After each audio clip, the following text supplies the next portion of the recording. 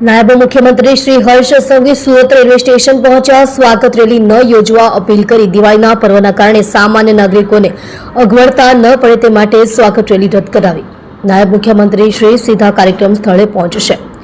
રાજ્યના નવનિયુક્ત નાયબ મુખ્યમંત્રી શ્રી હર્ષ સંઘવી નાયબ મુખ્યમંત્રી તરીકેનો પદભાર સંભાળ્યા બાદ આજે પોતાના મતવિસ્તાર સુરત પહોંચ્યા છે. જોકે દિવાળીના પર્વ નિમિત્તે નાગરિકોને પરિવહન કે ટ્રાફિકની અડચણનો સામનો ન કરવો પડે તે ઉદ્દેશ્યથી તેમણે તેમની સ્વાગત રેલી ન યોજવા અપીલ કરી. સૌ કાર્યકર્તા અને શુભેચ્છક શહેરીજનોને રેલવે સ્ટેશનથી સીધા જ નિર્ધારિત સ્વાગત કાર્યક્રમ સ્થળ પર પહોંચી રહ્યા છે. નાયબ મુખ્યમંત્રી સુરત પહોંચતા સુરતના કાર્યકરો તેમજ શુભેચ્છકો તેમના ભવ્ય સ્વાગત અને અભિવાદન રેલી માટે મોટી સંખ્યામાં આતુર હતા. પરંતુ શ્રી હર્ષ સંઘવીએ દિવાળી પર્વના કારણે સામાન્ય નાગરિકોને અગવડ ન પડે તે માટે તેમની સ્વાગત રેલી ન યોજવા માટે સ્પષ્ટ જણાવી દીધું હતું.